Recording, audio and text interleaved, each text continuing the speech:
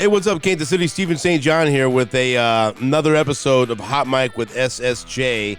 Yes, we're back from another hiatus, so you can blame me. But we're gonna get this thing rolling on a regular basis. Been lining up some really good guests for you that I'm booking out several weeks in advance, and so we're gonna have some fun episodes of Hot Mic with SSJ coming up over the next several months. Got my old friend Todd Lebo here to kind of bring things back. This isn't one of them? It could be fun. And so I was telling the story the other day to one of my kids, and then we ended up telling some of the story at a social event we were at. So I thought, this would make a good little episode with the start of football season to I don't know, spend 30 minutes or so talking about one of the best moments of my professional life that I was able to share with you down in Miami when the Chiefs won the first Super Bowl in 50 years. And I don't want the significance of that to float away as they win more Super Bowls, right? Because there was that first one after 50 years was special and held a lot of significance for me. And I like to go on these kind of like go down these rabbit holes on Facebook. I like to watch fan reaction videos of teams winning. And my favorite ones were these all these videos put together from Cubs fans when they finally won the World Series after so many years of not winning it, and watching the emotion and watching the final, especially as exciting as that Game 7 was against Cleveland. And so they got me thinking about what it was like when the Chiefs finally won the World Series, or the Chiefs finally won the Super Bowl for the first time in 50 years. And they've got some really good videos of Chiefs fans celebrating the championship, right? And so it was a unique experience for me because I was there. I was lucky enough to be in Miami, and we were roommates at a fucking hotel. What was the name of it? Element? I think it was an Element. And there was A-Loft and Elements are right next to each other. It was nice. And we were in the Element. It was like a little apartment. Yeah. We were there for 9 days. Well, are we going to be entirely honest in this thing? I mean, kind of. Okay. I don't know how far we want to go. Well, here's the deal. On my phone, I'm going to go back before we go. Look at this. Who are you talking to in that picture? Chris Jones. Chris Jones. We were out there doing interviews before. Yeah, send that to him so he can put it up on the screen. Yeah, I'll send Ben pictures. He'll take you through a photographic journey of this. So that was before we left. We talked to Chris Jones down there, and then who's this guy? That's me after I hurt my fucking back at Arrowhead. We're at press conference at Arrowhead. Hey, everyone knows that back surgery last October. This was a long fucking process. It was good because I fucking threw my back out of Arrowhead, and I had to inch myself up against the wall. He was dying laughing. He wouldn't fucking help me. Wouldn't help him. Yeah, it was very painful. And then let's see. Then what's my next picture? This is at Radio Row. Okay, so before we get to Radio Row, here's what I remember about the day we left. The day we left, Kobe Bryant died. Remember that? Oh yeah, we were on the plane. That was the plane, and this news was breaking. We didn't believe it. It was the Sunday before the Super Bowl. We were flying down there. We're like, is this real life? So that cast a pall over Super Bowl week nationally. Right. It was pretty wild. So we got down to South Beach. Well, we weren't on South Beach. That's where Radio Row was. We were at the Element. I was on South Beach for one day. If you've been to Miami, we were west of the airport. And by the way, South Beach is east of everything. It is east of Miami, all right? So we were a long ways away. So we get down there, and it was you and me, and Jason Anderson was with us, and Darren Smith was with us, and then Pamela was there, and Seren and Allie Trost, but they were staying somewhere else. We were the Element crew, right? And they had a what do you call it? The fuck when you Airbnb. Yeah, Airbnb. So, but they didn't get there on Saturday. They came down a little bit later in the week. So we get down there, and we're hungry, like the wolf. Yeah. And we get there, and we're like, they didn't really have a meal. I remember we ate there was a bar, and we were able to scavenge some food that night, and it gave us sustenance because it would have been a long travel day to get there. You remember once we got there, it was your birthday that week, and then everywhere we went, I kept telling the manager or the waiter it was your birthday. I got a lot of birthday celebrations. You guys kept getting mad. Quit telling people it's my fucking birthday. So we went down. So the Monday, we go to Radio Row. There was actually a bus to go to Radio Row on Monday. After that, there was no longer a bus to go to Radio Row. So after Monday, I said, fuck this. We need a van. So I called Chad. I said, we got to rent a van. We can't fucking do this. So I find on Google Maps, I said, well, here's an Enterprise or something that's fairly close to the hotel. I'll just walk down there and get this fucking van. It wasn't as close as I thought. Right. I walked down this fucking busy-ass road to get the van. And so then we had a van. We had transportation. And let me tell you, that's the only time I've really been in Miami, 9 days. I think we both shared the same sentiment. Fucking Miami sucked. It was terrible. Fucking traffic was awful. Construction, everything else. And for us, everything was so spread out. Our hotel was so far from Just Radio from Row. our hotel. I mean, there's fucking cows.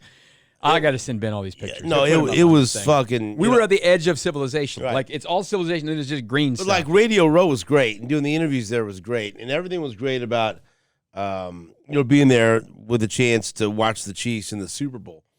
But it was there were so many days, and I just wanted to race through everything because I wanted to see the Chiefs in the Super Bowl, right?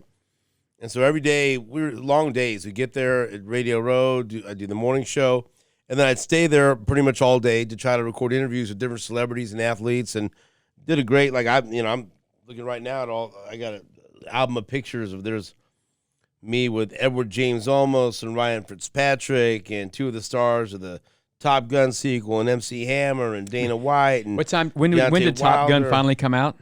A long time. Like 2 years later, it was supposed to come out. Then the pandemic happened. They're like, nah, we're not putting Top Gun out yet. Jake Paul, Jorge Masvidal, whatever. And so it was a great experience, but I wanted to just fucking race through it so we could get to the end of the week. What's the first thing we ate at a restaurant? You remember going to the Arepa place? Oh, Amaze? okay. Yeah, I got a picture of everything. Oh, boy. And so, but what I told myself was I wasn't going to drink at all week long because I kept thinking, man, this is such an important week of shows that, like me, I've been waiting my whole life to watch the Chiefs in the Super Bowl. And I feel like for our listeners, they've been waiting their whole lives to listen to radio shows leading up to the Chiefs going to the fucking Super Bowl, right? So everyone wants to hear the interviews, want to hear all the stuff that we have from Radio Row. This is a big deal. And so at the same time that I want to kind of wish the week away so I could get to the weekend, I also was trying to embrace everything because it was such a great experience. And it was an experience that I wasn't totally sure I'd ever have in my professional life. And so I didn't, and everyone else is drinking, everyone else is having fun and partying all week. I kept it clean because I wanted to be crisp. I wanted to be fresh. Did you? And I did for every fucking show during the week. When did I drink during the week? Not one fucking time. You didn't. I might have had a beer at dinner. No. Let me find a picture. No. I bet you had a beer at dinner. We didn't even talk about opening night. Remember when What you held opening night? D Ford's feet to the fire on opening night? See, I'm not concerned about all that shit. I want to talk about the actual experience of being at the Super Bowl. I'm looking. Remember there's cases of beer at the people across the hall from us? Yeah. They were partying, not us. I probably fucking spent 40 hours that week on a bus. Oh, it was. You yeah. guys had the van, and I was on the bus because I was going to cover the Chiefs at their stuff. You and Jason were at the van. Before Jason Anderson, yes or no, as a driver? One of the worst fucking drivers I've ever been in a car with in my But life. did you always make it? Yeah, but that's not a great indicator of whether you're a good driver, and I fear for my fucking life. But I guess we needed him on that wall. We needed him behind that wheel. You want him on that wall. To match You the need him on aggression that of the wall. Miami drivers. And remember, so they would have different, like, press opportunities at different sites around the city. And so I was bound and determined, like, I'm going to fucking Jennifer Lopez press conference. And I took, like, an Uber to some fucking hotel downtown, and I got there. I'm going to see if you had a drink at the Miami Heat game. You may have. Yeah, When Lorenzo set us maybe up a at the sip Heat or something game, like that. You might have had, we were up But in I a wasn't. fancy I area. didn't get any. I wasn't. I didn't party, do anything. I was good. and I was right, and I was in bed on time. It was a big deal to me to do really good shows that whole week. What we did on the 27th was opening night. The 28th we went to the Miami Heat game, and then we went to dinner. That's where we ate at the same place that Dana White was. Right. And you tried to get in a fight with a UFC guy. Actually, you didn't try to do that. You didn't try to do that.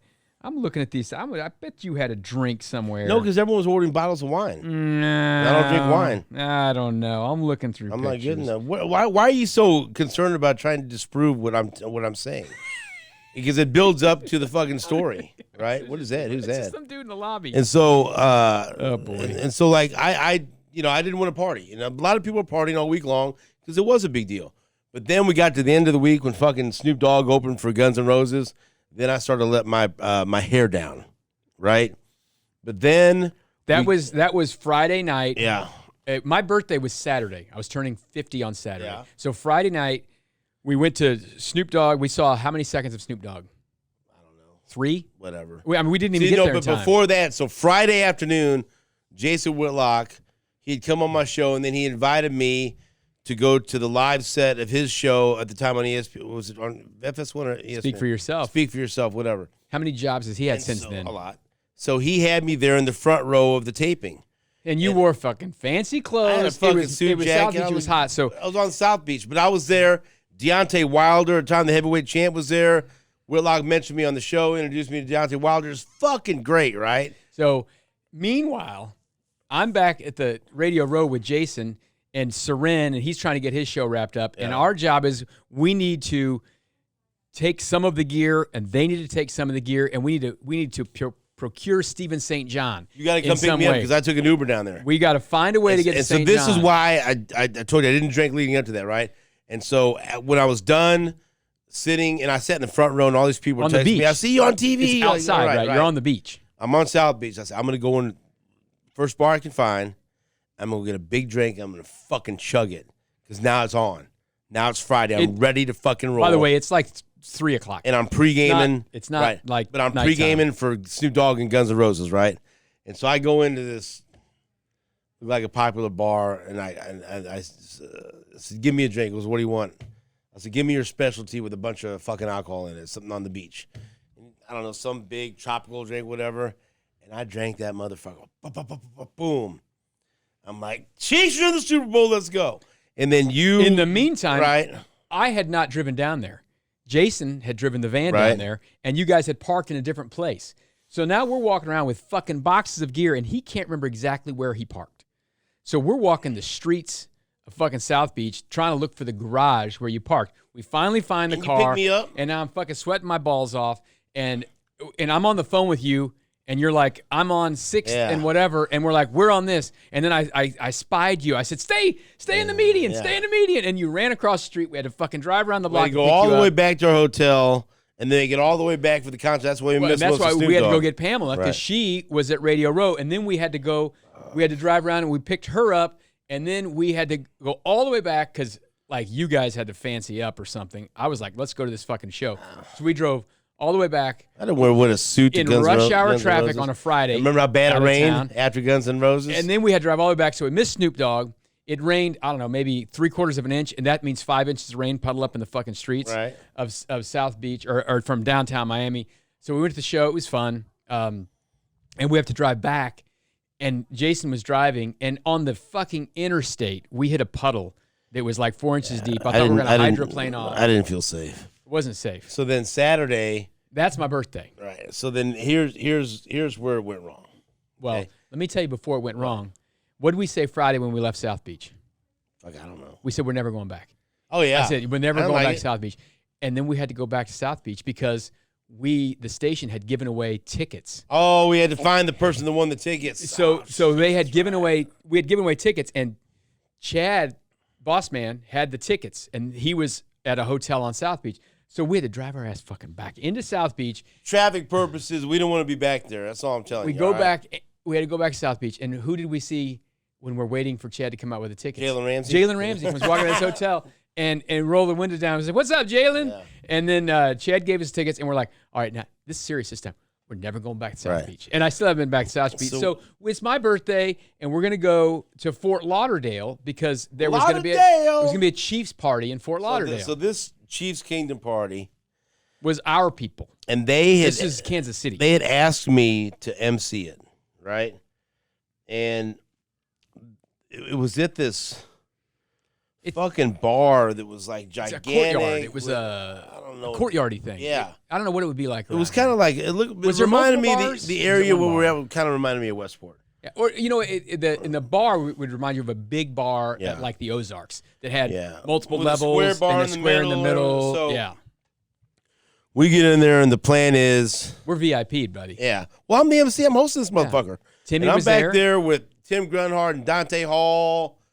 I think Bill Moss. I met Jim Tyre's son. Spencer Ware. Let me put his dad's Super Bowl ring on. Right. So all these former Chiefs players and everything. And so then all these people that are like my best friend Caesar was down there. Craig Cummings, great former boxer in Kansas City. My former trainer, he was there, and Damon Reed was there. And all these people were saying, hey, are you at this thing? I said, yeah, I'm fucking emceeing it. Come on, I'll get you in. I'll get you VIP. Now, so it's all of Kansas City's there. And there's like 2,000 people, right? Right when we got there, Steven said to me, he said, here's the deal. Yeah. Tomorrow's the Super Bowl.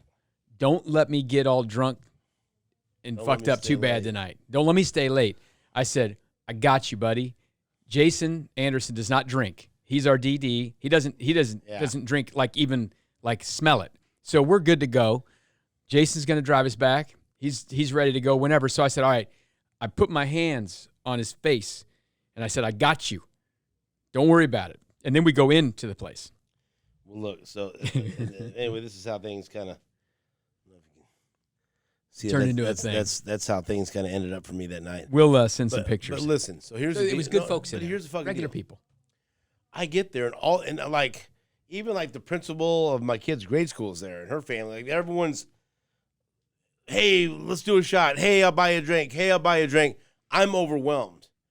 I can't handle it. This was the kingdom. They were finally there. This is no more work, no more anything. No more fancy Chiefs pants. Are South in Beach. The Super Bowl tomorrow. This is our people. And I was totally overwhelmed by it. And it was like I was in the middle of Kansas City, but we were in Miami. There was spontaneously they would break out with that Country Roads Mahomes song. Yeah. And I mean it was Take Me Home, Pat Mahomes. Yes, that and the whole place was singing. It was awesome. I was overwhelmed. I couldn't believe what was happening. Now listen, I would have loved to have stayed there till like 2:00 in the morning and had a good time. But I had made a promise to myself and my friend. And so it comes, 11. You're about trying to get me to go. 11:00, I get to Steven and I said, listen, we're leaving. You told me you gotta leave and to take care of you tonight. No fucking and he said, way. I got this. Yeah. Pamela says, I've been we're waiting. going to Uber home, whatever. I've been waiting for this my whole life. And I said, and I knew and I was overconfident. I said, when the Chiefs win tomorrow, we're going to be doing post-game coverage and they won't be able to celebrate. I'm pre-celebrating the fucking Super Bowl now. He said, I'll be good.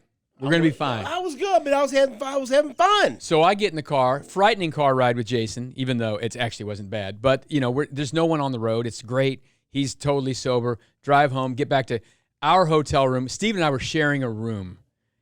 We were sharing a bed. It was a king-size bed. Yeah. There was a little thing you could have a pull-out thing on. I said, here's the deal, dude. Yeah. Nobody wants to sleep on this fucking couch. Put a pillow in between us. That's all. No wrong with that. No pillow. I'll sleep with my friend. Not a problem. So I get back there. I'm cozied up in this bitch. I got the AC cranked down to nothing.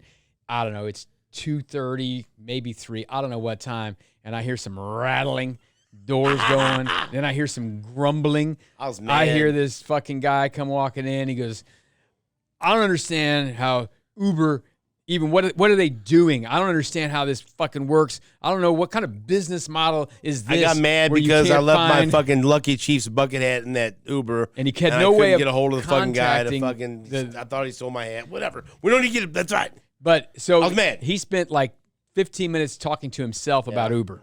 And I'm like, well, this is fucking great. Anyway, go to sleep, dummy dumb, whatever. I wake up next morning, I don't know, 6:30, go downstairs and have some they misspelled something on the fucking buffet. What was it? Grapes was spelled wrong or something. That's a good buffet. It was a great buffet. I go down and get a little coffee. I got a picture. I'll send it to Ben. I think this guy, I don't know if he's a pimp or what. He can't. Someone's peeling him into the place. There's two women, all scantily clad, trying to get this guy to where he needed to go. And it's not me. You know, it's like 10:30. Because listen, old man here hadn't even stirred. I was out. He was but out. Then I had to get up early, to be on with Curtis Seabolt back here in Kansas like City. 10 a.m. or something. And I was not feeling it. And so then we're fucking, I don't know what time we started to head over, but I also had to do an appearance at the Guy Fieri celebrity tailgate beforehand. Yeah, you guys did not ride the media bus with me. You guys, how did you? I thought you guys Ubered, I think. So I had to appear at this and thing. you I were had no all choice. going to be on the media bus coming we back. Giving away tickets to Kansas City fans and stuff, so we're there. But it was really cool. There was a lot of celebrities there. I met Guy Fieri and maybe some food. And you needed a little food on your tum-tum. but I didn't feel great. And so then making a long story as short as possible, finally get in to fucking Hard Rock, to the stadium. And here we are. The Chiefs are finally going to be in the Super Bowl. And we all know how the game went, right? Well, let me tell you the funny backstory. I'm not even sure you know all of this. What's that? I'm not sure you know all of this. So at the time, I had a working auxiliary press pass that I knew had a seat. Well, I know all this shit. What do you mean? And then you and Jason had auxiliary Why passes. are we going to tell this fucking story? We don't know if we have a seat, right? Then you're going to have to make me rewind and go fucking tell this part of it. Why not? Because I don't think that's pertinent to fucking people. All of They this need is to know that. pertinent. Okay, you want me to tell the story? Tell the story. I'll tell the fucking story.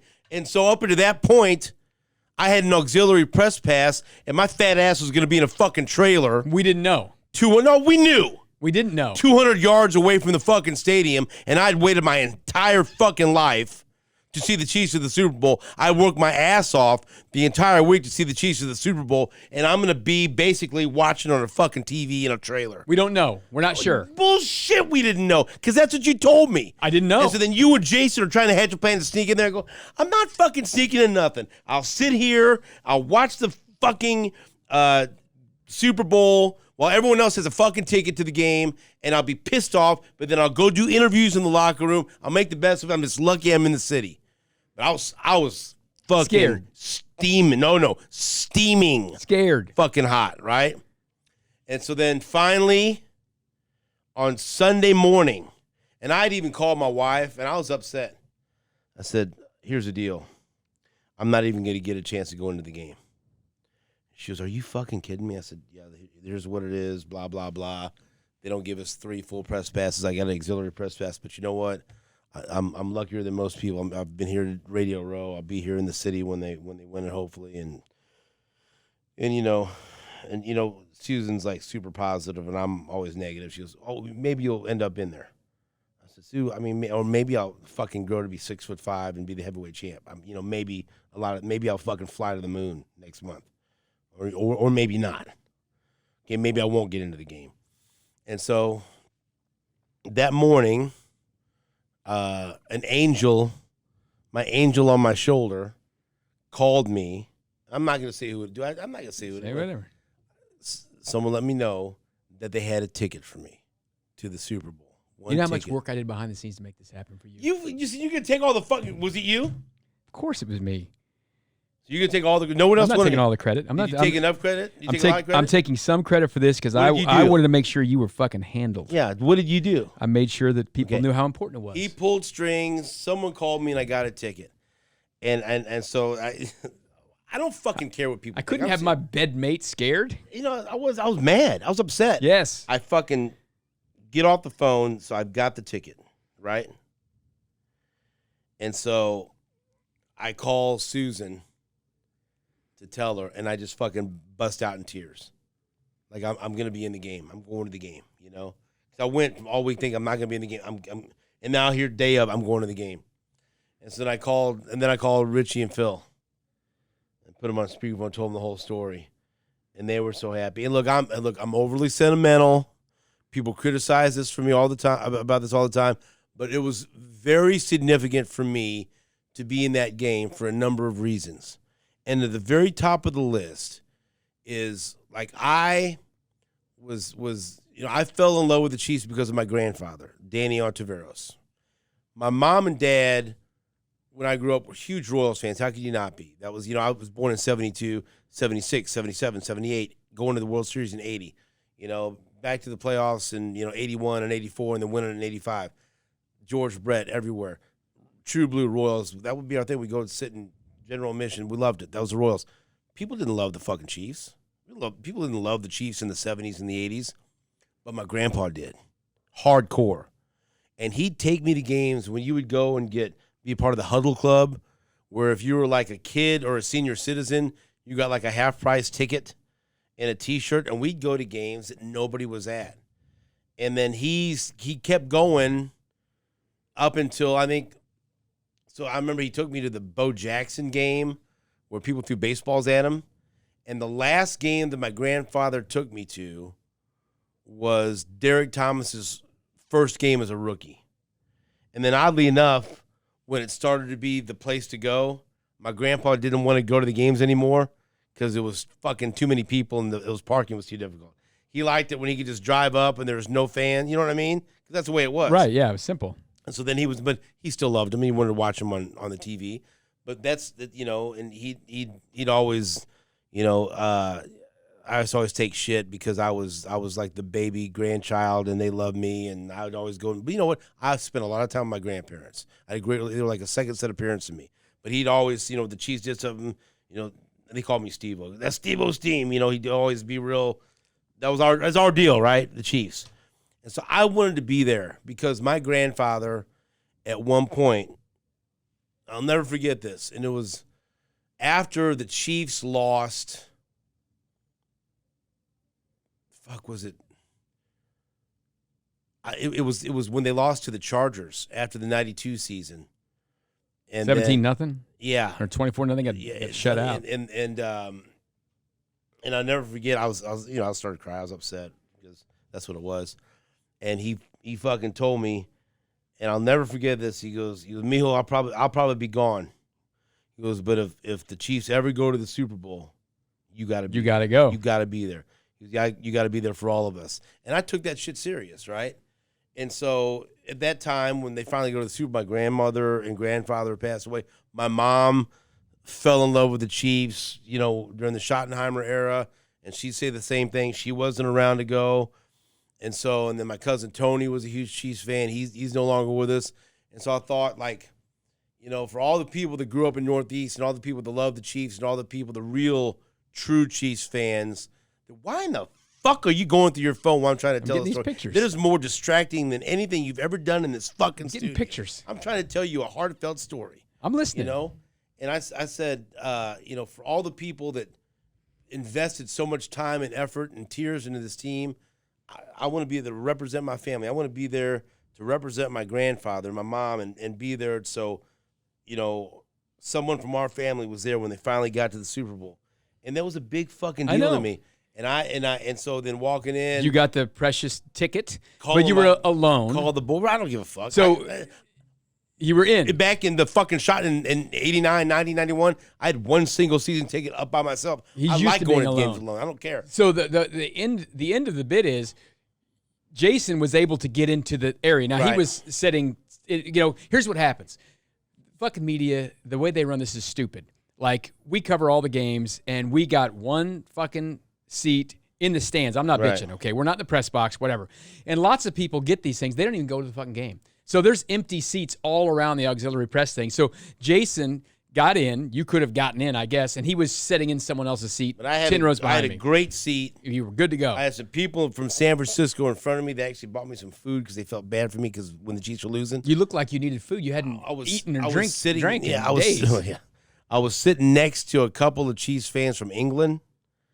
I had a great fucking seat, and it was wonderful. And I didn't even consider going to the bathroom. Before the game, I scared Goldie Hawn because I yelled at her because I'm like, Goldie. She's like, whatever. I was in heaven, right? About 4 minutes to go in the game. No, we're not getting. Oh, we got to go halftime I'll get first. there. We got to get to halftime. J-Lo. Well, yeah, that was great. That was awesome. They don't need to hear about J-Lo. Okay. I'm telling you. So my experience, the game is not going well. Halftime comes and goes. I love J-Lo. That was fantastic. I loved watching Shakira. Great halftime show. I always know, no matter what the game situation is, at some point, I'm wearing my like a Chiefs pullover and a Chiefs hat, pair of jeans. Underneath that, I have my Sports Radio 810 shirt. At some point, I'm going to have to walk from my seat over to the press area, take off my Chiefs pullover and my hat, and then turn it into Sports Radio 810 guy. Yeah. So we could be ready to go down to the locker room. And the whole time I'm like, and it's all on the other side of the fucking deal. Yeah. I didn't want to do it at halftime because I didn't want to miss the halftime show. And there was never time. I'm going to miss a little bit of the game. Yeah, you don't want to miss anything.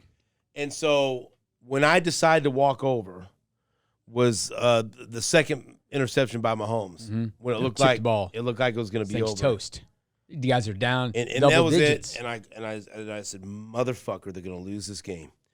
And I grabbed my shit and I said, well, I'm going to walk over there now and I'll see if I can get I was going to get a T-shirt for the kids and whatever. So walked and I'm so fucking mad. I'm going, all this fucking time, all this effort. I wanted to get this ticket. I wanted to be here and they're going to fucking lose. And fuck this. And I don't want I don't want to try to come back again. I'm just devastated by this, right? And so I run over to one of the auxiliary souvenir places, and I see the price of the shirts. I go, they will not be getting a shirt from here. Not a shirt from They'll here. be getting a fucking airport shirt, and they'll love it. And so, but I'm taking I'm walking over there, and I go to the bathroom. I'm fucking mad because they're in my mind like This they're game gonna is fucking over. lose this game Because you didn't believe. Because they hadn't been down in the postseason. Say it was. I said I didn't say it was over. I said I just didn't. I was mad. By the time I walk and get to where you guys are, our seats we're in the media, basically end zone of the upper deck. It was the review, the replay, the review, the catch of the catch of the Tyreek Hill catch. Remember? Right. Yes. Where the catch there was over. Catch, where the catch was overturned. Right. And the next play so was. As soon as I sat down, I said, was it good? Is it good or not? And both you and Jay said, no, it's not a catch. And you said, do we have time for Wasp? I'm like, fuck. And so I get settled, and right when I get settled in this part, Wasp. Yeah. And it fucking happens, and I see it, and I'm like, and I remember, Rejuvenation. I go like, motherfucker, they can still do this, and I'm getting goosebumps right now.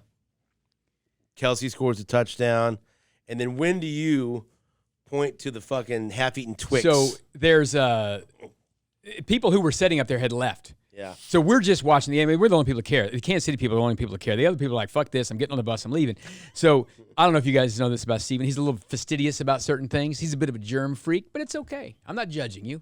And I wash my hands a lot. He does. So there's a fucking Twix bar that someone had left, another person in the media. Let me tell you something. The COVID restrictions did not bother me at all. I would like to live my life of social distancing and people not fucking touching me, and I fucking have hand sanitizer at all times. I don't want people around me. I like it. All right. So I was very accepting. And I think the Chiefs were still losing at this point. And I think they were losing. They hadn't gone to go ahead touchdown. I can't remember exactly when it was. I said, dude, you take a fucking bite of that Twix. They're gonna win this game. No. I tell you, I know exactly when it was. It was gonna be on third down and goal. Right before they scored the go-ahead touchdown. The go-ahead touchdown that Damian Williams, the tiptoe. Or it might have been during the replay of it. Right. So that's when it happened. Yeah. And you said, you eat this fucking, take a bite of this Twix, they're going to win this fucking Some random person had eaten. It wasn't random. It was a media person, a very clean media person. A random media person. So there's some fucking dirty-ass media people. What did you do? You said if they win the game.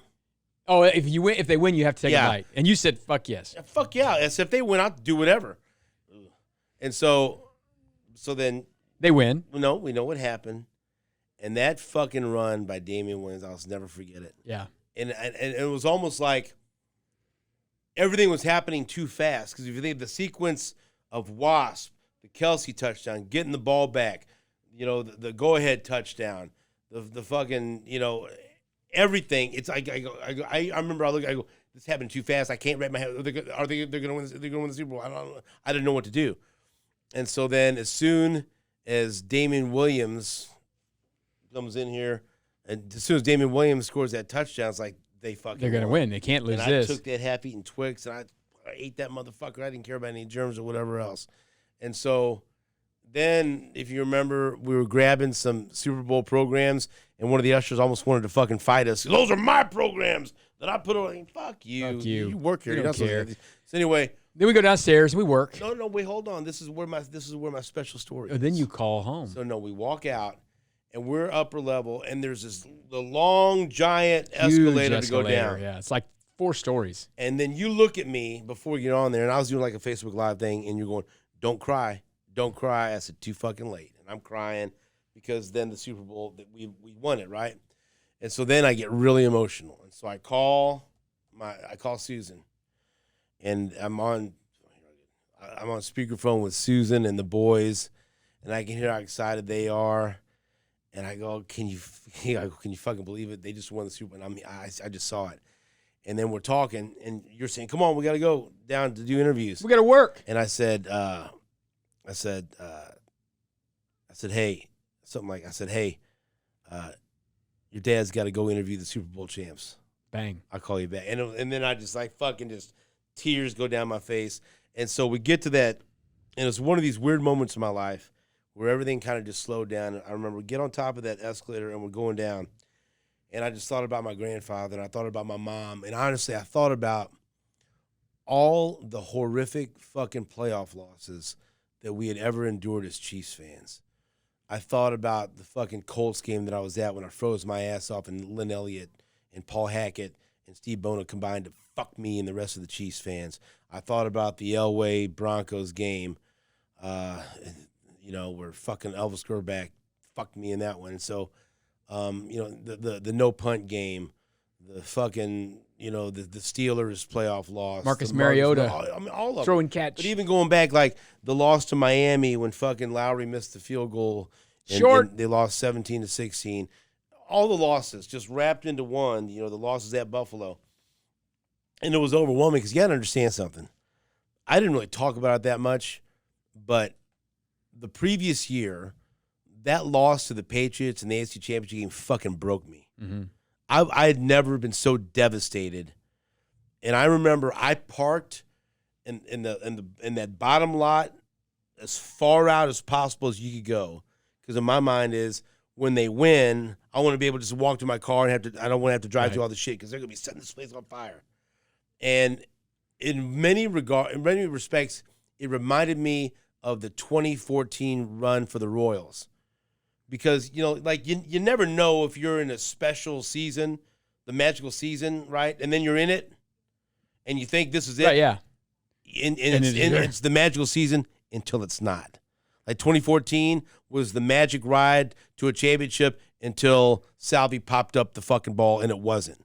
Like, same thing with Missouri in the SEC, second place going is, to SEC is championship 32nd game, right? place. It doesn't fucking matter. Like when you even get like there. at halftime in the third quarter in the SEC title game against Auburn, it's the magical season I've waited for. I'm living it until they don't tackle it anyone. wasn't. Yeah. Until 2014. So in that year, when the Chiefs came back in the second half against the Patriots, I had both my boys right there watching the game. I'm going to see them win with my sons. And on the D Ford offsides play, when we intercepted, I remember Richie turned around and goes, "Dad, we did it." And I go, and the worst thing I ever taught, I said, "There's a flag." Richie, there's a flag. And I'll never forget, and it was such an incredible comparison in my mind. After the 2014 playoffs, the World Series Game 7 loss, I was so cognizant of how they were up. Like Phil was crying, Richie was devastated. And so I was more concerned about taking care of them, walking them to the car and saying, don't look at any of the other fans. Let's just get in this fucking car and get out. And then the next year, Phil cried in my arms because we won. Happy. Right? Different tears. But I'll never forget, it was totally different. After they lost to the Patriots, I was fucking broken. And they had to basically lead me to the car. And they were like, "Dad, it's okay." Mm-hmm. Because, they're young. They're and I'm fucking, I go, it's never going to happen. It's never going to happen. Never going to happen. Dad, it's okay. It's all right. And there was the longest fucking walk, side park so far away. And it seemed like every fucking Patriot fan was right there on our way to the fucking car. And it broke me, right? And so that's why when I called him, I was so happy to say that. And I was just like going down that long escalator, I was just thinking about every loss and every heartbreak and every tear that was shed.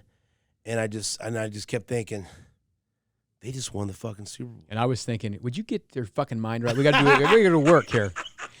And we got down there. Yeah, we did. So then did they had these little scrum things, and you were with the video doing scrum things. And Frank Clark. I said in the big room, it was so. Here's what fucking frustrates me. I'm not going to bitch too much about the NFL. This is the National fucking Football League. Yeah. They bring Andy Reid and Patrick Mahomes one at a time into this great big room with all these people. No one is there to call on anyone. They're just shouting. What's wrong with that? Finally, Ted Cruz steps up. And I'm sitting in the front row with like Vahe and I think Adam and me. And Ted Cruz steps up and he finally points to no right here. And like because the NFL people weren't doing anything. It's like, do we need someone from the New Orleans Times Picayune shouting a question in the back? No, let's get some fucking answers for the people here. Anyway, we got that done. We get on the bus. Remember there was a dude. The dude. It was so fucking late. The dude. We got on this bus and the guy says, I'm done after this. And the supervisor's like, no, you're not done. Or whatever. This guy was going to just like drive the bus to the hotel. 1 in the morning, this fucking guy stopped the bus and got off the bus. We're on the road. He stops the bus and he goes, and there's a bathroom in the back. He walks down the hall and takes a fucking piss. And we're like, what is going on here?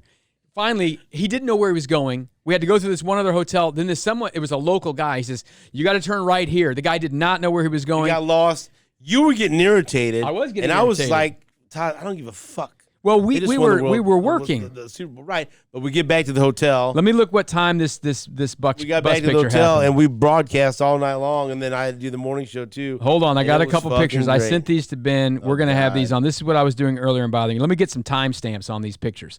I'll send you some too. We were on the bus at.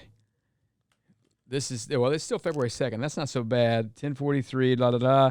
No. There's Andy. And there's us. Oh, then before we got on the bus, you and Jason, we went down to the field and took some pictures, and you guys picked up turf off the field. Now, we'll tell the turf story in a second. I took a big chunk of the fucking end zone where Damian Williams scored the go-ahead touchdowns. Thank you. So we're down there, and let's see the timestamp on the picture. I took that fucking turf back to Kansas City. We're on the bus. And it's in my house at still. 12:41. So it's after midnight. We're on the bus. We get back to the hotel. We're on the air with Briscoe and Brad Porter at 2:29. What was I eating? I got a. This is pizza. I don't remember where we got this pizza. Oh, we had the pizza the day before. The pizza is 1 day old pizza. Birthday. It was my birthday pizza. Watching Dr. Pimple Popper eating pizza. The next picture shows it says ham, and it says 0124. That means that ham sandwich was made on the 24th. So what? And this was February 3rd. This was not a fresh ham sandwich that I think you polished that fucking thing off while we did it. The next morning, you got to get up and be on the radio from the hotel room at 7 bells East Coast time. Dude, I'm ready to roll. At 6:38 East Coast time, I'm on another fucking bus to go down to the final press conference of the day where they bring Andy and Patrick back out to go to fucking Disney World, right? And I sent Ben this picture. Mahomes had not slept a wink. He looks rough standing there with Mickey Mouse to try to talk about how we won the Super Bowl the night before or whatever, blah, blah, blah. And I'm like, I don't ever want to be on another fucking bus again. Then I got to ride the bus back, finally get back, and Jason's wrapping his show up.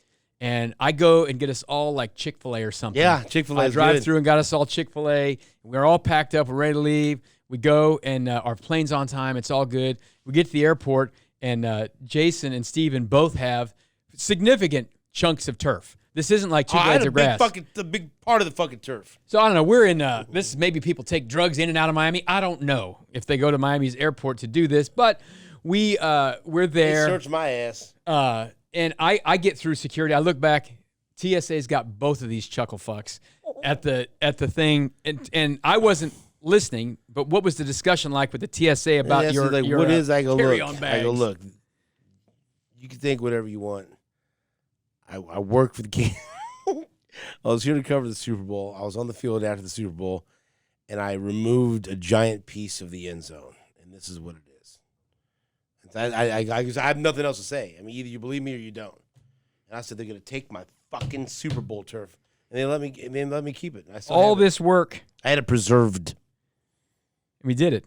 We got on the plane. What was on TV on the Southwest flight? The Super Bowl was on NFL You remember Network. where our layover was? Hot Atlanta. What did I do in Hot Atlanta? Ate some more bad food. Varsity fucking chili dogs or whatever. Hot dog and hamburger. We ate chili dogs. We ate chili dogs or hamburgers or whatever it was. We got the food at the Varsity. And then look, this is the Cliff Notes version. That was a fucking great trip. But I never want to do it again. No. I kind of do. No. Well, maybe. We'll see. 9 fucking days. And so this was a reminder, hey, look, We're starting a new football season. Maybe they're going back to the Super Bowl. Maybe you can create a 9-day odyssey at the Super Bowl when the Chiefs go back again. But I wanted to share that story because I never really told all of it. And there's other stuff that we can tell at some point later. But it's my favorite memory of my professional career. And I'm so lucky and so glad and so happy that I was part of it. And I'm so happy that I was part of people's memories. It'll never be the same as that one. Of the Chiefs winning. Yeah, nothing's ever the same. Yeah, I mean, I know it was great last year. They won, and people had a great time, all comparison. that stuff. But, I mean, the first time, and it's not the first time, it's the second time, but whatever. And I should have been us. with Todd for 9 days, and it was glorious. It was wonderful. So, I'm a good roommate. We're good. You know? Keep to yourself. So there you go. That's Todd Lebo. My name's Stephen St. John. That's our Super Bowl memory for you to start the season off with good vibes. We'll be back next week with another episode of Hot Mic with SSJ. Until then, the microphone is off.